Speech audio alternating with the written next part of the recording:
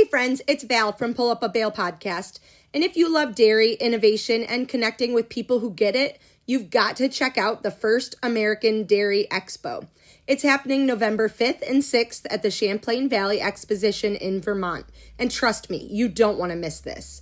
Grab a free breakfast, explore a 200-company trade show, meet Olympian and dairy producer Elle St. Pierre, and soak up knowledge in the Dairy Delivers classroom.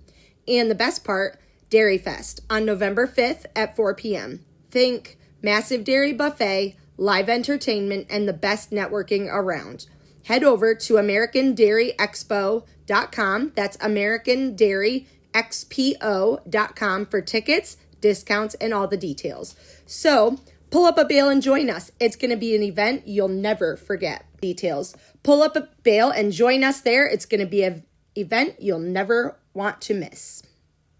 As a busy mom and dairy farmer, I'm always looking for ways to support my family's health as well as my own, and I absolutely love Wonder Cow Colostrum. It's packed with essential nutrients, great for supporting gut health, boosts immunity, and promotes overall wellness. Whether it's for me, my kids, or anyone looking to stay strong and healthy, Wonder Cow is my go-to daily supplement. I have been taking it for a year now, and it is irreplaceable in my daily routine. If you want to experience the amazing benefits of colostrum too, you can use my special code, DairyGalVal, at checkout for a discount. Give Wonder Cow a try, and you will definitely feel the difference. Hello, everyone, and welcome to today's episode of the Pull Up a Bale podcast. I'm Val Lavigne, farmer, mom, and of course, your host here on the podcast. This is where real stories from rural life meet bold conversations about the future of agriculture. So pull up a bale and let's chat. Today, sitting on the bale with me is Katie Navarra Bradley, whom I've actually known for quite a few years now. She's local to me, and she's always fantastic to have a chance to sit down with. Katie, welcome to the podcast. Hi, Bale. Thanks for having me on today. I'm excited to talk with you. Thank you. I am so excited to chat with you as well and really get down, and hear your story and how you became the person you are today, because you do some pretty awesome things, and I'm here to learn all about it. Excellent. So, it'll be a good conversation. It sure will. So give us a, overview, so if someone said, what do you do to you today, what would you say to them? That's a great question, because my business has evolved quite a bit and is evolving. But what I mostly do is I work in the media industry. And so I partner with brands directly, businesses and agencies, to help them create the strategy behind their content and then the content themselves. So things that you read from vendors that you're buying from, or salespeople are trying to reach you through things like case studies and blog posts, I help them strategize that and write that. And I still do some reported journalism in the agricultural field. I know I came out and interviewed your family years ago, and you landed on the cover of a local publication. So shout out to the country folks. That's country folks. And so I still do a good amount of that work as well. Awesome. And you've also been on a podcast before, or hosted a podcast. I'm getting my things mixed up. I've seen your name in a podcast before. Yeah, so I have been fortunate enough to be a guest on a number of podcasts, because one of the areas I'm expanding into is speaking about what horses have to teach us about leadership, and go into corporations and do that and bring teams out to a facility that we rent to interact with horses. But I also co-host the Leading with Instinct podcast with Ginny Talego, and we talk about that very topic. HR and leadership topics that are top of mind. We talk about what companies should be thinking about and how natural horse behavior can help us think about that from a new perspective. I know one behavior that horses can do real easy, and that is humble you. Make you feel like you're on top of the world, and the next second you're like, oh. If you didn't know, there's a lot of tears in horse showing. And that's why I don't horse show. There can still be tears in barrel racing. The good news is that in barrel racing, I'm only against myself and the timer. Other than that, that's what determines me doing good. I don't have to do it through the eyes of a judge. And that's something that I've determined that I really like. So yeah, that's great. Then if there's a problem, I have no one to blame but myself. So Well, our big problem this year was definitely not a judging problem. It was a challenge learning the style that one of my young horses needs and, working through that communication glitch that we were having. So that Yeah. really didn't matter. That was the two of us one-on-one. 100%. And, you're kind of similar in a way with you do ranch riding, cow work, things like that. So that's really fun. And I've always enjoyed like seeing that kind of stuff, but I don't know. I don't know how much I want to dive into it. Barrel racing seems to keep me pretty occupied, but I'm not opposed to my horses knowing how to work a cow if they need to. So Yeah, Murph, talk about humbling. That will humble you faster than even riding a horse. yes. And we had one of the dairy heifers was loose a few months ago, and I 100% had just gotten off of Murphy, who's my older barrel horse. By older, I mean 13, but he still acts like 5. For those that are not familiar with the one and only Mr. Murph, took him out into what is now a cornfield, but it was just disked up. We had not planted in it yet. And this heifer was out there just sprinting around like a wild woman. And I said, well, not chasing her on foot. You're still saddled. So I tightened up my girth and hopped back on. And he had fun. He was kind of disappointed when we did get the heifer where we wanted her. And then he had to like stop chasing her. But that might be another fun fact for your listeners because we do live close enough that your family supplies cattle for us to practice on when we get together as a group and practice. Give those dairy heifers some exercise. That's right. Helps those of us who aren't really cow savvy before we get into the ranked beefers. Yes. The practice cattle. Yeah, no, it works good. And I do love a good horse that, can kind of be versatile. Like I enjoy being able to go out on a trail ride. I enjoy if I wanted to go to a cattle sorting, I could. Will I do well? Probably not, but it's all about having fun. And that's kind of, I stepped back a few years ago with it and just tried to make it fun again because I think that I was pressuring myself too much to be one, to fit into that box. And I said, this isn't even fun anymore. So I stepped back, figured out, my horse is very particular, figured out what he likes, what he does not like, and, kind of worked on establishing that, figuring that out, making that connection. And now we seem to be off to a good pace. So fingers crossed we can continue on that. But like I said, I won't put all my eggs in one basket because they humble us fast when they want to. So that's right. So one does not necessarily, become all of the things that you do by chance. I mean, maybe a little bit by chance, but it's not like, you were just born and all of a sudden like, this is what I'm going to do. So let's head back in time to young Katie and, talk about growing up and what kind of things you were involved in. Who were you when you were a kid? So that story. So for listeners, we live in upstate New York near Saratoga. So I grew up on the opposite side of the state in between Rochester and Buffalo. So like an hour-ish from Niagara Falls. And my family had a diversified farm market crop. So they grew peppers and tomatoes and all sorts of things that we loaded up 3 times a week and drove an hour into both Rochester and Buffalo, set up at the farmers markets, tore down, came home, and then picked in between. And they also ran a retail greenhouse operation. When I was really, really young, they were into growing cabbage on a large scale for wholesalers. In the muck? So we live near the muck. That's like 20 minutes from our house, but they would go and they would pull the baby plants there, and then they'd bring them back to the farm after they got started and replant the plants on my grandparents' farm. Yes. So I guess for those that are not familiar with New York State, out in that western area, there is what they call the muck. And what is the muck? The muck is a really dark, almost black dirt that's very nutrient rich, and it's great for growing things like cabbage and onions. That's really do they grow a lot of potatoes on it too, right? They probably grow a lot of potatoes on it as well. So those nutrient dense crops that really like that kind of deep, heavy dirt. Yeah.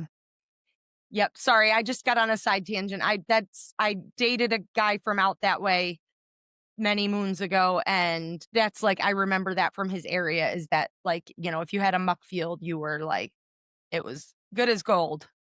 Yeah, and that's a good point because I forget that that's really unique to our area. That's not found everywhere, and so I just kind of take for granted that it was the muck land.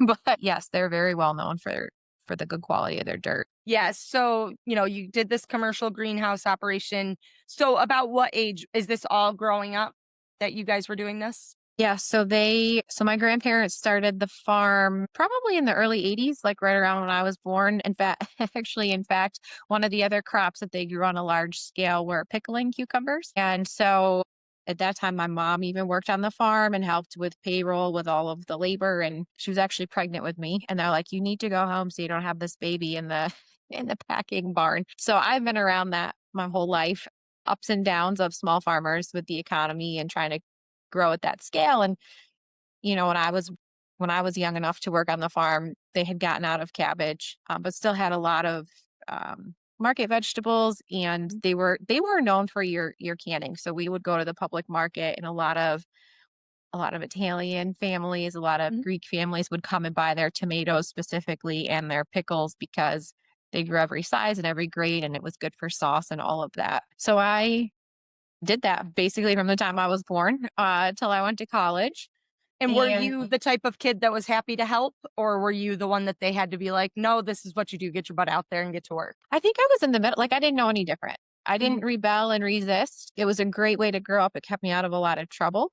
You know, I think I Farms kinda do that to you. they do.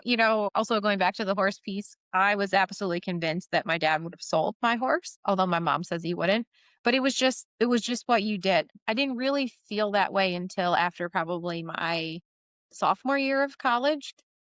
And part of that was, our sadly, our family didn't have that future looking perspective on how we could involve the younger generation. And so I needed to find a different career path off of the farm. And so up until I realized that, I didn't mind. I enjoyed it. There were a lot of fun times and things like that that we did. And just to back up for a second, so when I was in high school, I ended up having the same English teacher from 7th grade until 11th grade.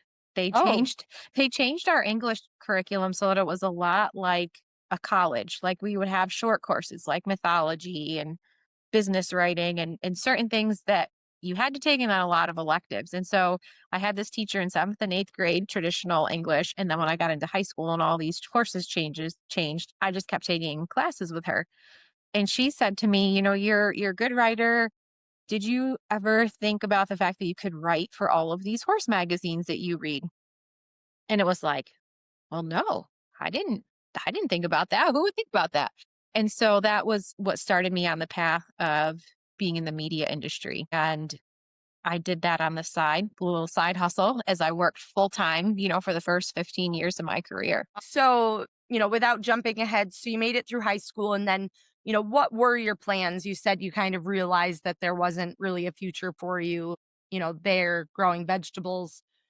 As you went off to college, where did you go and what were you thinking? Yeah, so I dragged my parents all over the Northeast looking at equine programs and went to the State University of New York at Geneseo, which does not have an equine program. They're known as a teacher's school. And I enrolled in their communications program. And so really what my goal was to work in corporate communications.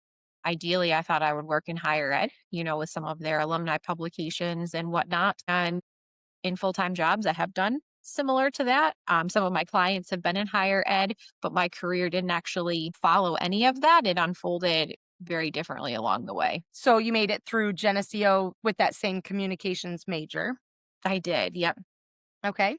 So then, getting out of college, where did you head from there? Sure. So I guess I should add, in college, I had a advisor who said, if you're going to write for these magazines, you have to actually start writing. So she set me up with what was supposed to be an internship at the county newspaper called the Livingston County News. And they actually turned it immediately into a weekly column, a paid weekly column for them Oh, covering nice. their local horse industry.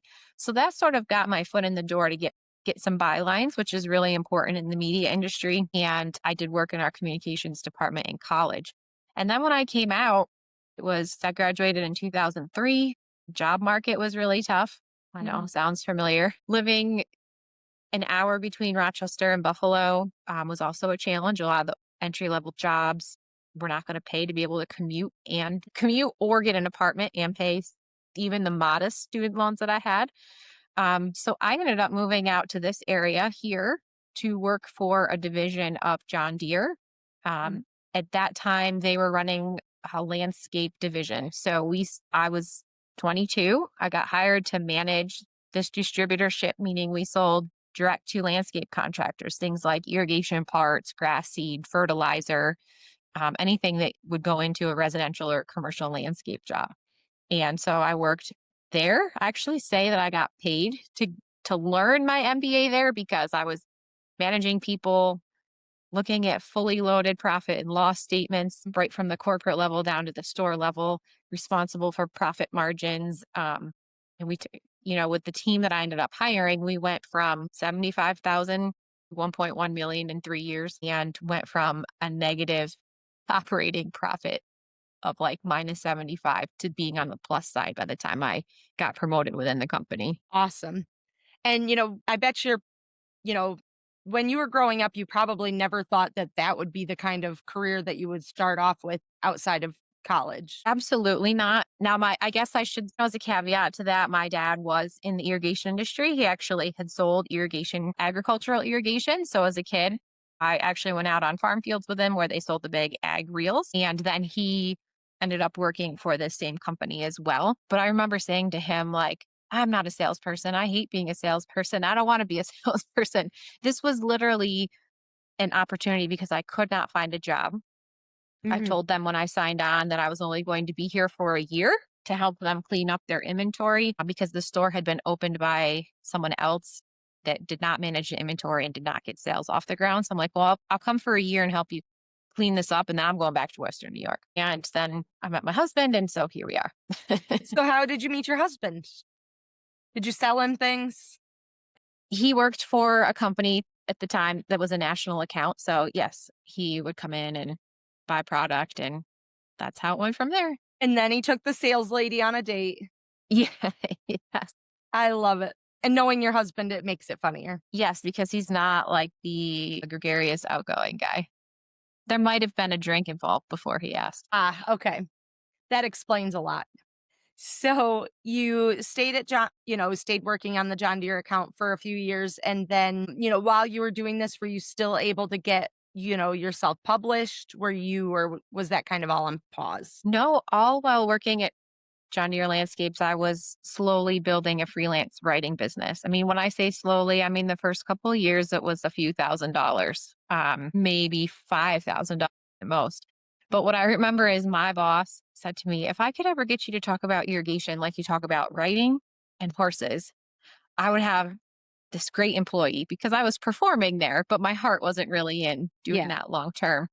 I was running this freelance business. I actually got a contract to write a small children's book for Story Publishing, which was a really neat project. And when it came time to move on from John Deere Landscapes to a position where I could move into more marketing and writing, I just kept expanding the writing throughout that time.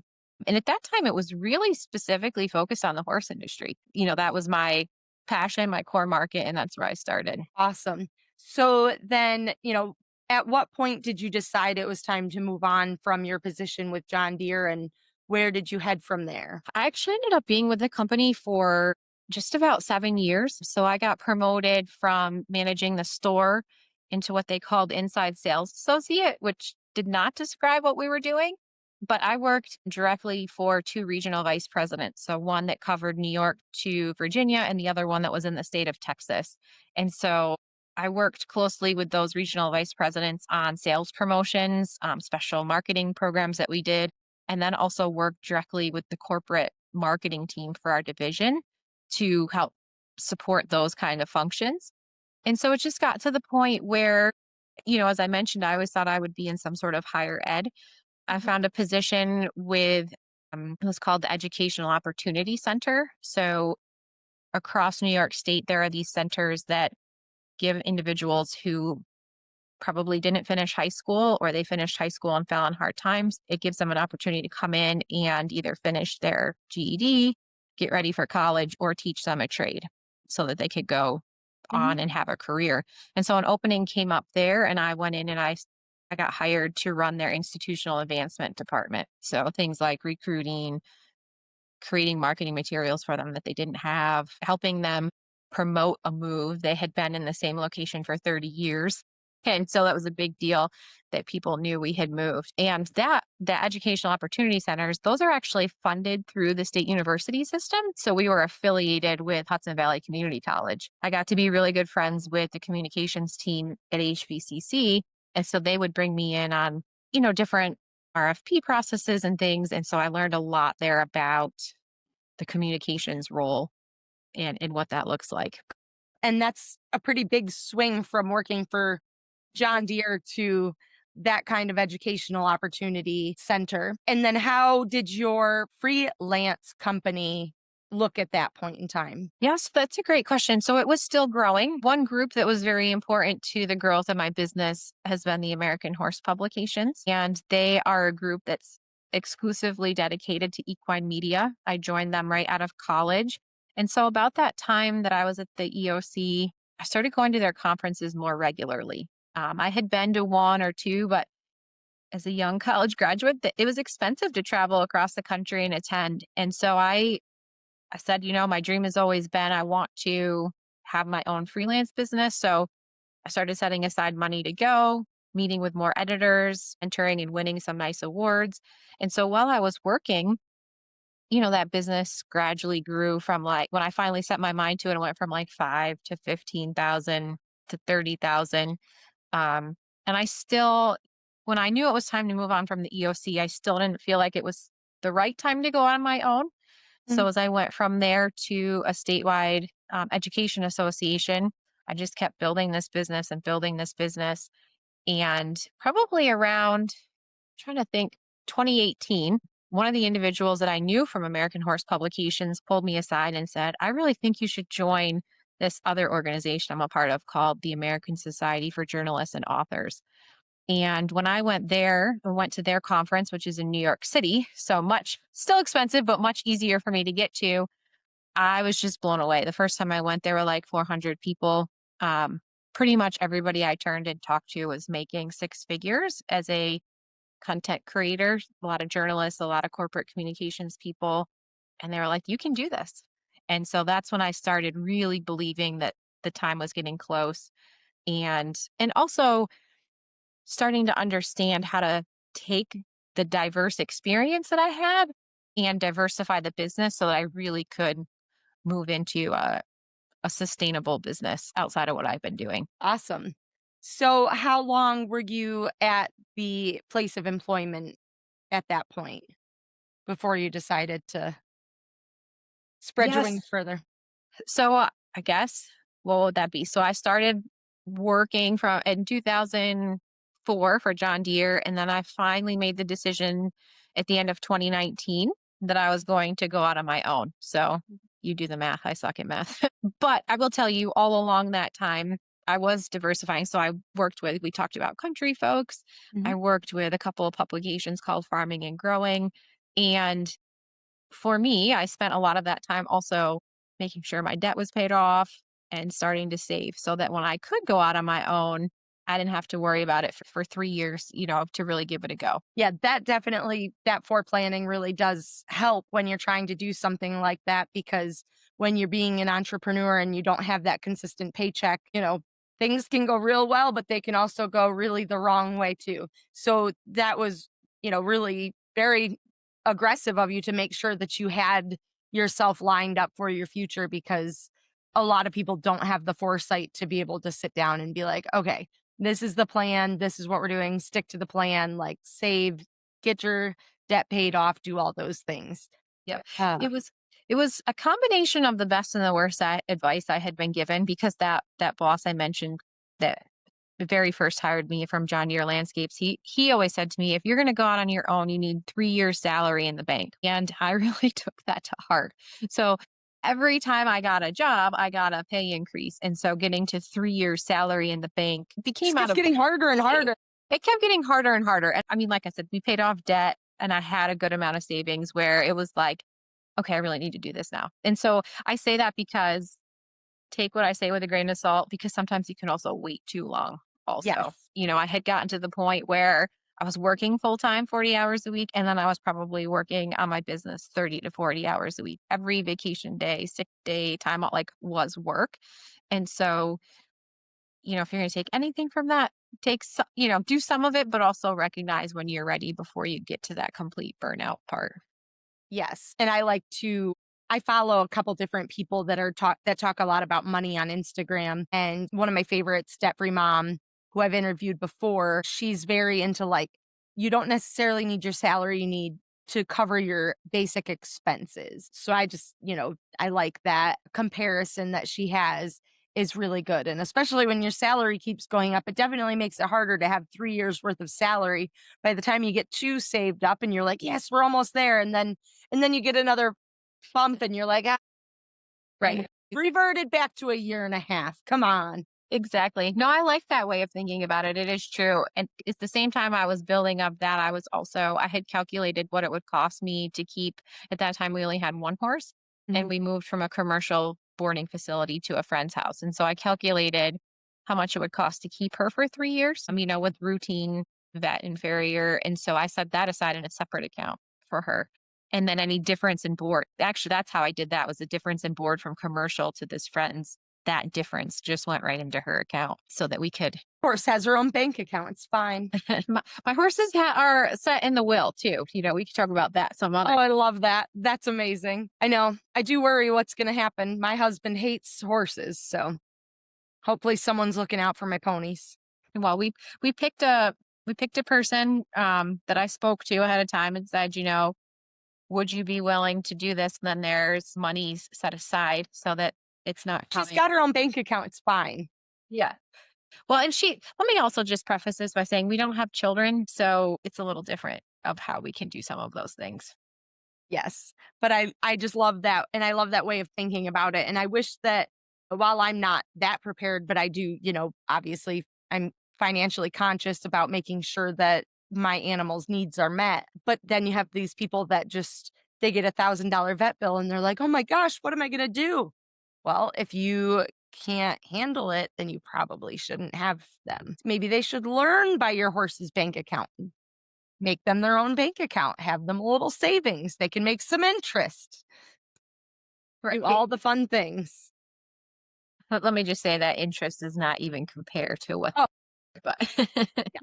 Interest is not worth very much at this point in time, but it's the thought that counts. that's right. So, and being prepared because when you have animals, crap happens all the time. That is true. So, but you made the jump to being on your own in 2019. And, so what was going through your mind as you kind of took that leap? So that's a great question. So I had made the decision in 2019 that I was going to take that leap. I actually didn't give my notice until February 2020. So I had given my notice. It was 3 weeks notice. I went home and then COVID hit. So I was like, okay, this is interesting.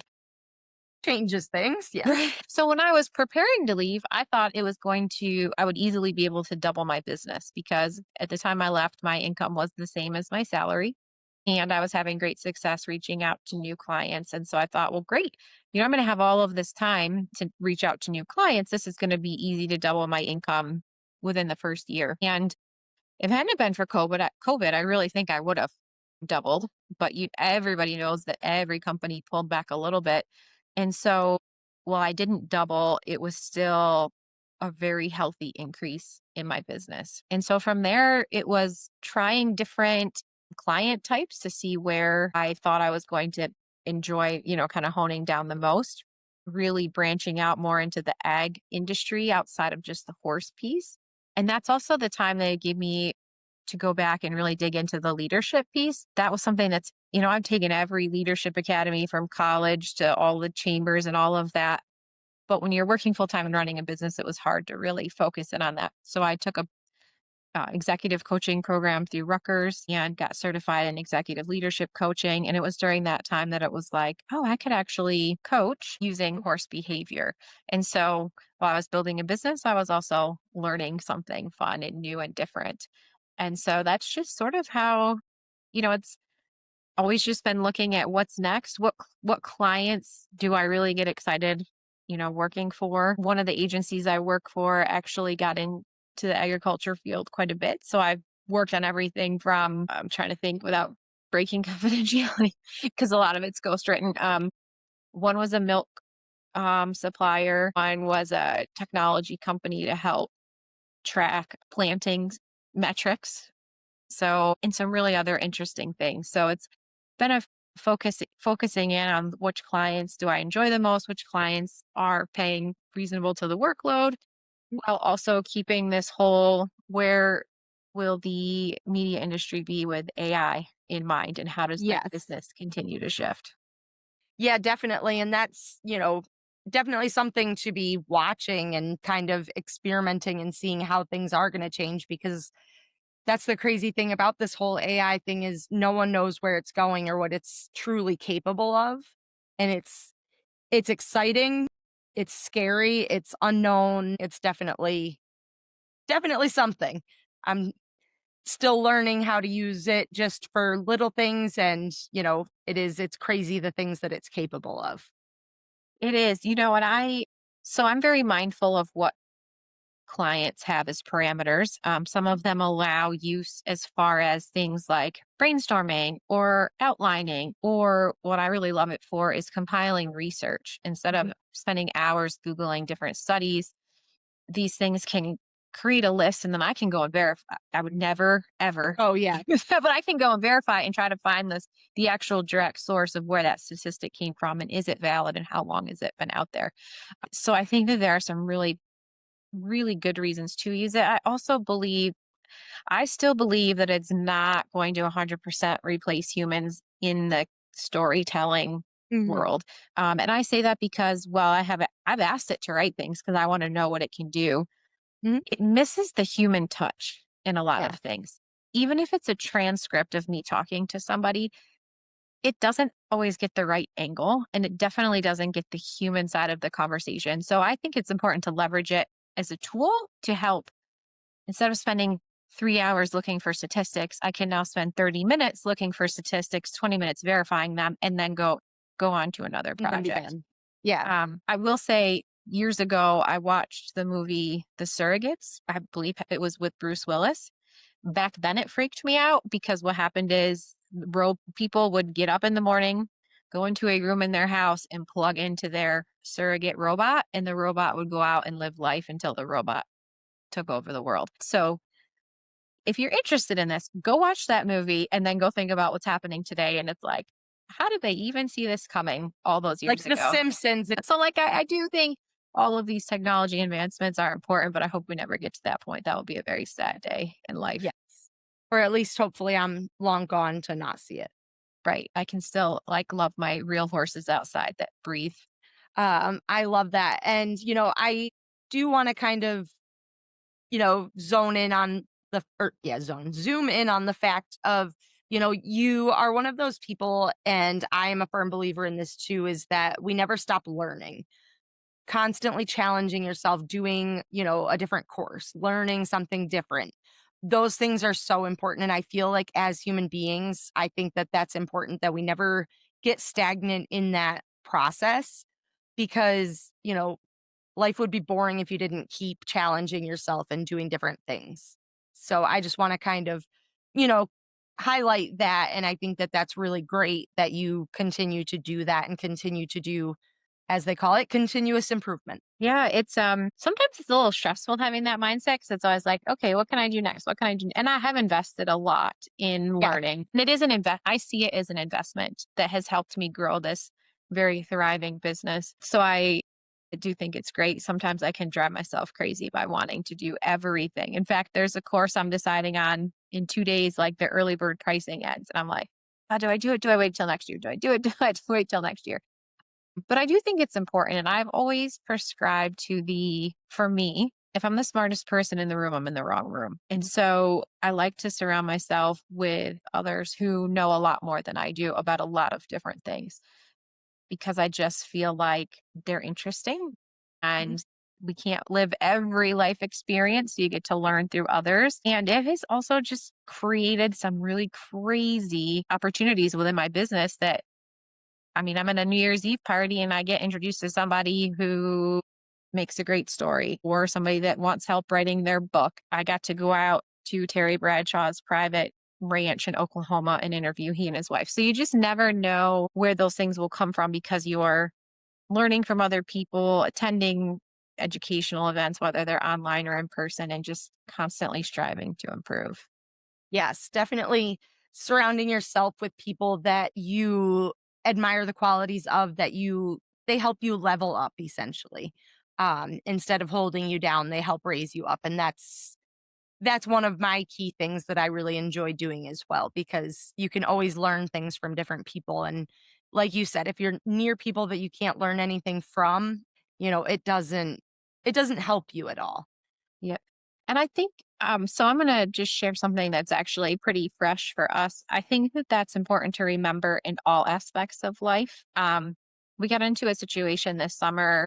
I want to be careful that it's not too identifiable, but in a situation where I'm struggling with a specific thing and just kind of told, well, you just need to get braver. You're just doing it wrong. Like something that I have done my whole life. Anytime there was a discussion about, well, can I try X different? Can we try Y different? Well, no, you just have to do it this way. You just have to do it. And finally, after disconnecting myself from that situation, I thought, why did I allow this to happen? I don't do this in my business. Yes, sometimes we do have to push through a barrier and Mhm. figure out how to get things done. But I also believe there are 50 different ways to find your path from here to there. Visit So many ways to skin a cat. yeah, exactly. So it's the growth mindset, surround yourself with people who have the growth mindset that if you're struggling with one thing, there's still another path to finding success. Definitely. And, that's really great that you were able to identify that situation and be able to disconnect, because I feel like a lot of people will struggle to actually take that leap of like separation. It's even like toxic relationships of any sort, whether they're, boyfriend, girlfriend relationships or just friendships that are toxic. It's important to be able to identify those situations and separate yourself and be able to learn and grow from that. Yeah, it was really eye-opening because I thought to myself, I don't tolerate this in my business and I don't tolerate this with my friends. And this was in a setting that I was paying for some things. And I was like, finally, when I was like, what were you thinking? Like, you know better than this. But then at the same time, it was eye-opening. To your point, I was like, now I understand I was not in a situation that was toxic abuse or anything like that. But I thought, now I understand why it is so hard for individuals to leave those relationships because mine was not even a fraction of that level. And I couldn't make the decision until my husband was like, you're done and life's been Yes. better. Sometimes we just need those husbands to like identify the like giant in the room and be like, seriously? Sometimes you just need that like little nudge. Yep, exactly. Yes, 100%. And that's the nudge that I got back when I left being a full-time milk inspector. Is my husband's like, does this bring you joy? Like, does is Y- the paycheck really that worth it? Like, and basically making me understand like we'd figure it out. That Yep, things are always figure outable. Whatever situation you're in, wherever you may be, find your people. Things are figure outable. I like that word. exactly. It's my Yep. word And today. when Out. you're figure outable and when you're with the right people, they help you get to the next level. That rising tide lifts all boats kind of theory. Definitely. And when one door closes, another door opens. Exactly. Any other fun projects that you want to chat about before we move on? Oh, geez. I know I don't some of the stuff you can't talk about, but I know you can talk about some of the stuff. Yeah, one of the projects that I really enjoy working on is I do work quite a bit with the American Farmland Trust as well. And it was really fun to be able to support their efforts this year to put together a significant grant report about how they had been using certain grant dollars. And I can share this because my name is on the credits. But to me, those are some of my most favorite projects with the Farmland Trust because it's helping to ensure that our family farms are still around for tomorrow. It also helps ensure that we're highlighting what good stewards of the land the vast majority of farmers are, because I think sometimes agriculture gets a bad rep. And so being able to work on projects that support all of the work and all of the things that people are trying and doing differently really helps tell the story of agriculture in general. Awesome. Yes, congratulations on that. That's really awesome. And I love seeing the different things that you do and, getting to cheer you on because you do some really neat stuff and you're always open to new ideas and doing different things. So I applaud you for that. I really enjoy following along and seeing the great things you're doing. Oh, thank you. Well, Sometimes I feel like it's just like grow up on a page when I post some of that stuff. So it's nice to know it's inspiring to somebody. it sure is. So I want to take this time and kind of head on over into some fun rapid fire questions for you. Okay. They're always fun to get to know a little bit more about you. So, morning person or night owl? Morning person. Favorite season? Summer. Atta girl.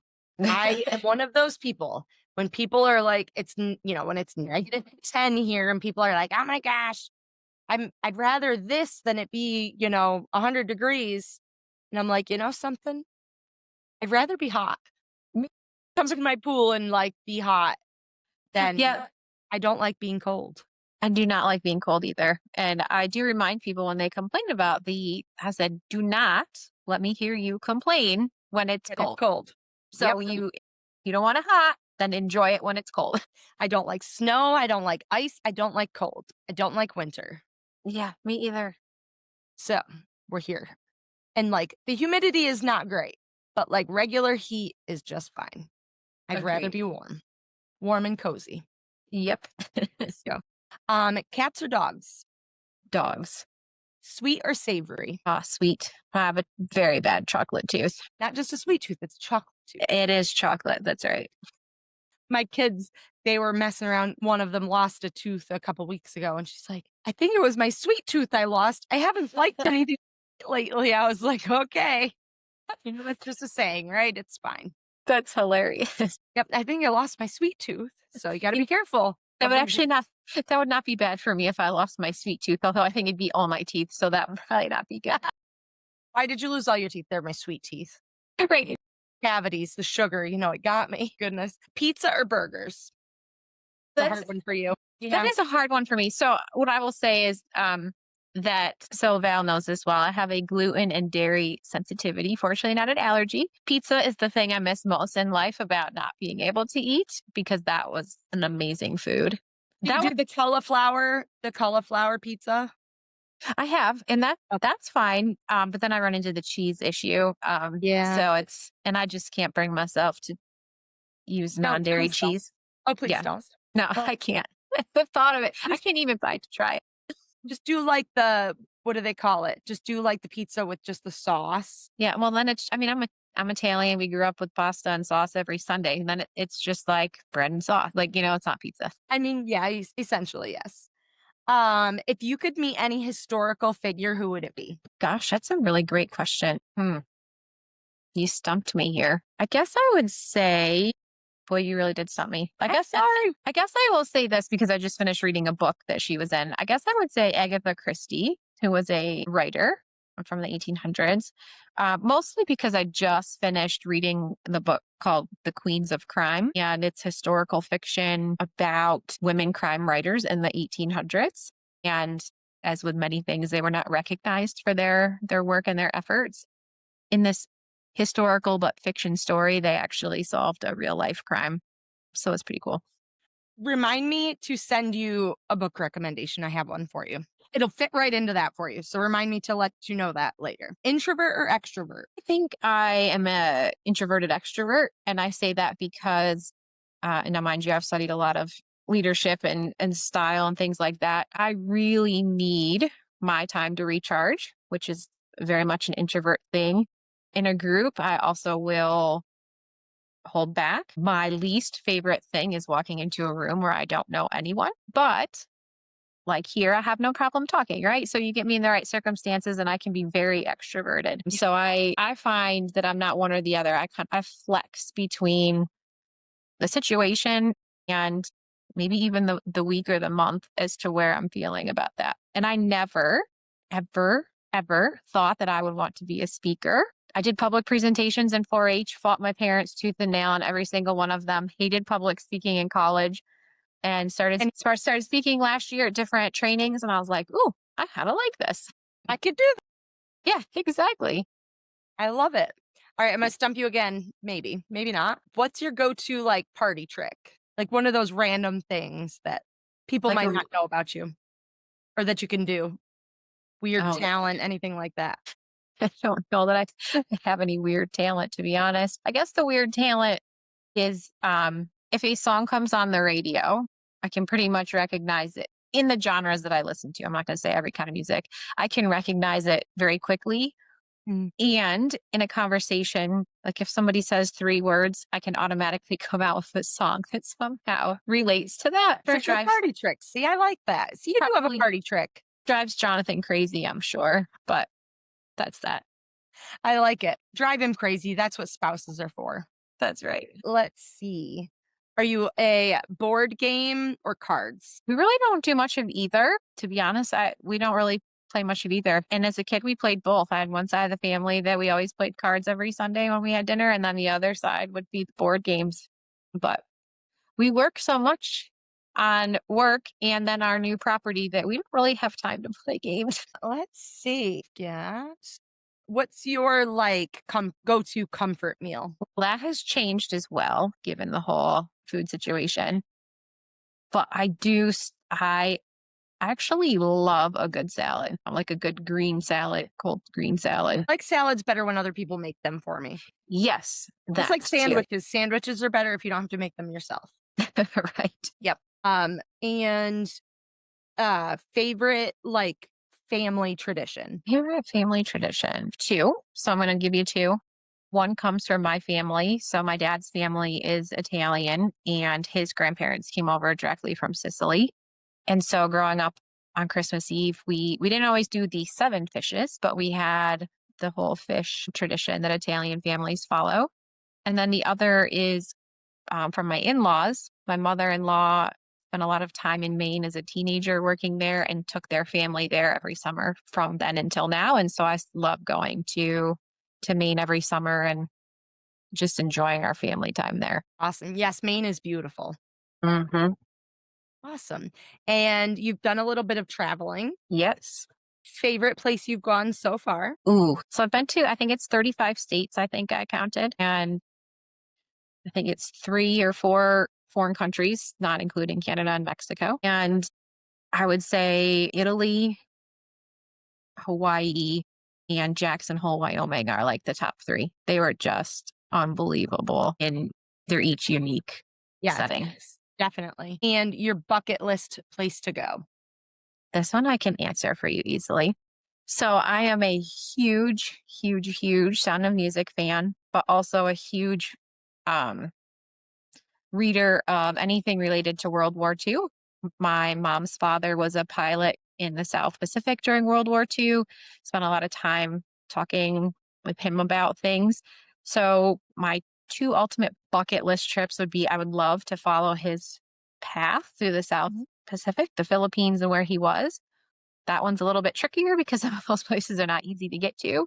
So the other is I really want to go to Austria, see the Spanish riding school, see, tour as horrible as it sounds, tour the concentration camps and see what those moments were like and also do the Sound of Music tour while I'm there, which I know is kind of the lighthearted side of that. But Austria was supposed to be my 40th birthday trip. And thank you, COVID. That did not happen. So now I'm saying 50. Perfect. I say, hey, 45, let's go. Right. So I have been to the Spanish School of Riding before, and it is amazing. It is really, really cool. So I'm highly envious.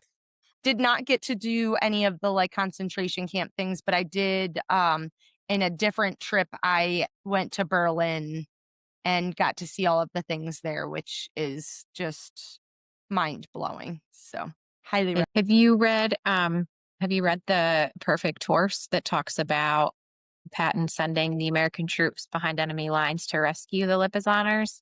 I have not. I tend to stay away from too much war stuff because I get really, really destroyed from it. So I have to be careful on what I read because I get too emotionally invested and it's not good. So Yes, no, I hear you there for sure. I thought I was big and tough and went, I don't even remember what the Act of Valor, that's the name of the movie. And this was Mm. years ago. I think my husband and I were still dating and it was out in theaters and we went with some friends and we watched it. And at the end of it, I started crying and I literally just cried for like 2 hours straight after the movie ended. And they were all just like, "Are you okay? Like, is there something we could do?" And I was like, "No, just not okay. Like, I just don't know what to do." So I I'm a mess. remember I can't do stuff like that. I gotta tread lightly. I understand that same English teacher that I was telling you about was very committed to teaching our school about the Holocaust so that we were informed and could contribute to making sure that didn't happen again. And I remember we had to watch Schindler's List in school. Like I came home like literally sick to my stomach because of Yep. that. But it was something that inspired me to learn and read a lot about that period of time. Um, Yes. and and if you ever, it's very emotional, but if you ever get to DC and have a chance to go to the Holocaust Museum, Yes. it is like, it's hard to describe in words how moving that is. Yeah, that's one of the every time I go to DC, I try to do one like other like visit because I usually end up getting down there for some type of business related thing. And every time I go, I try to do one thing before I fly home that's like an extra added thing to do. How's that? So, Yeah. so I like to ask more of a deeper thought question. And I'm going to ask you if you could go back and give your 20-year-old self a piece of advice, whether or not she would listen or not, what would you go back and tell her? To really believe that your dreams can come true. I sit at this property. So we bought a new house a year ago, where we can actually have our horses here at our house. And I marvel every day that it's actually become a reality because I didn't think it would. And when you believe that things really can come true, to take a little bit more risk earlier on, like I mentioned that saving, which was great, but I could have perhaps been enjoying this lifestyle a little earlier. I think some of my food sensitivities came because I allowed myself to get burned out. So having the courage to take a little bit of those risks, although I mean, I do take a number of them, but to just be a little bit more trusting in the process that it will work out. I like that. And, it's definitely something that, people need to sit back and remember that we only get one life and sometimes life can be short. And if you don't enjoy it or if you do safety up, like it's great to be safe about doing things and prepare, but sometimes there is such thing as too prepared, too safe. And I also think that with that extra safety, maybe you don't push yourself outside of that comfort zone as much as, you would have if you weren't quite so quote unquote prepared. Exactly. And I feel incredibly grateful that I did not have a situation in life that pushed me into a business. I know some friends who were pushed into a business because a parent had a severe health issue. I know friends who got pushed into their business because they lost their job. And so I feel really grateful that I was able to make that on my own Mhm. timeline. But to your point, like you do only have one life to live, and we don't know if it's today, tomorrow, or 50 years from now. Prioritizing some of those chances are really important. Definitely. And the last piece, what is a quote that inspires you to, you know, go out there and do the things? Oh my gosh, there are so many good ones. I think the one that stands out to me is actually in one of my email signature lines is from Maya Angelou. People may not remember the things that you said, but they will remember, or the things you said or did, but they will remember how you make them feel. And so I really try to keep that in mind with every client interaction, every person that I see that has never been around a horse, wants to see a horse, or just somebody who asks for advice. One of the projects I worked on this summer was for Successful Farming Magazine in their college edition. And so I was working with a lot of young people. And Mhm. some of them were just like so enthusiastic. Can we keep in touch with you? Can we ask you a question? And I was like, absolutely. So feeding their fuel to be in the ag industry is really exciting.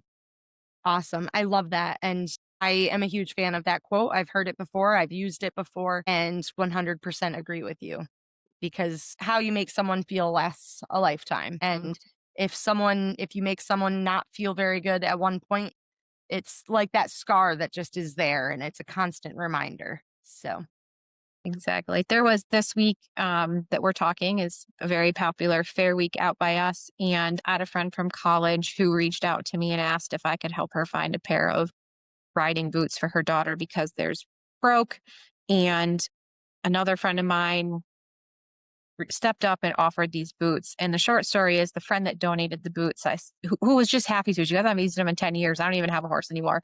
But what I shared with her after that was, I said, I know you did this because you're a kind person, but that friend of mine lost their daughter 6 weeks ago in a tragic accident. I said, so you really don't know the impact that you have on somebody when you do something like that. And it just felt like I've told that story over and over again this week because it's just that reminder of something so small can really mean a lot in somebody's life. And with that, Katie, where can people find you if they're interested in your business, interested in checking you out? Yeah, great. So I have two websites, katienavarra.com and katiethecoach.com. You can also find me on LinkedIn. And if you do want to also check out another great podcast, you could listen to Leading with Instinct at leadingwithinstinct.com or on your favorite podcast players. Awesome. And I'll be sure to link those in the show notes for you so that you can easily click and give Katie a follow and check out the awesome things that she does, because I feel like this didn't even scratch the surface of the really great things that you do. And that's wonderful. So with that, Katie, thank you so much for joining me today on the Pull Up a Bale podcast. If you enjoyed this episode, please share